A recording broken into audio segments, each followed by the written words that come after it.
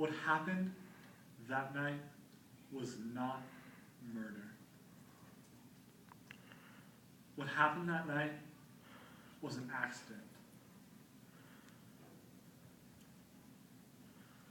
On September 24th, 2010, 3 friends went to a bar to celebrate Miss Sullivan's 21st birthday. They had a few drinks, they had dinner, they had a great time. When it came time for them to leave and go home, Miss Dawson got behind the wheel of that car because she had been watching how much she had to drink that night. She knew she was okay to drive. As she pulled out of the parking lot that night, it started to rain though. Not only did it start to rain, it started to pour. But Miss Dawson was in control. She wanted to get her friends home safely that night. But as she drives along, she approaches a particularly sharp curve on Canyon Road. And that's when the unthinkable happens.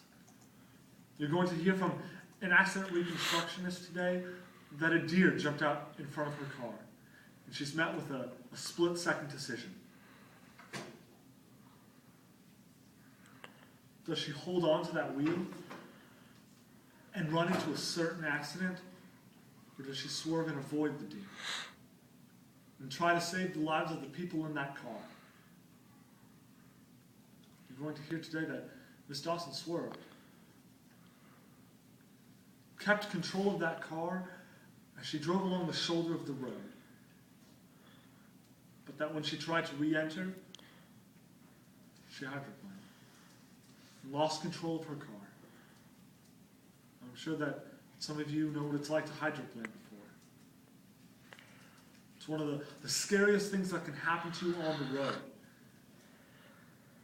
And that's what caused this accident.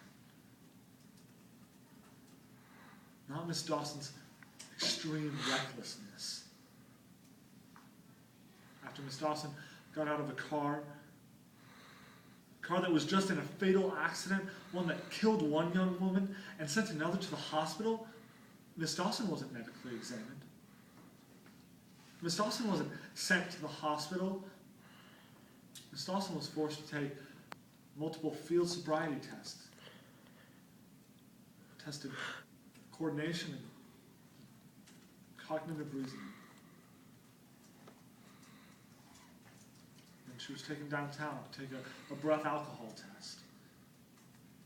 Now the state's going to waive this breath alcohol test in front of you for the rest of trial and say that that's the reason that Miss Dawson ought to go to jail for murder. But you're also going to hear from the president of the American Board of Forensic Toxicology, who's going to tell you that those tests aren't always accurate. That sometimes they make the mistakes like the rest of us.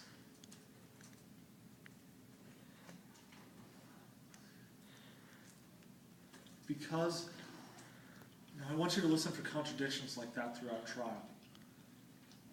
Because the prosecution has to prove their case beyond a reasonable doubt. We believe that contradictions, that reasons to doubt, are going to be everywhere in today's trial. We believe that you'll have reason to doubt how much alcohol Miss Dawson had to drink that night. We believe you'll have reason to doubt if Miss Dawson was even intoxicated. We believe that you'll have reason to doubt that the field sobriety tests and blood alcohol tests that Miss Dawson had to take were even accurate.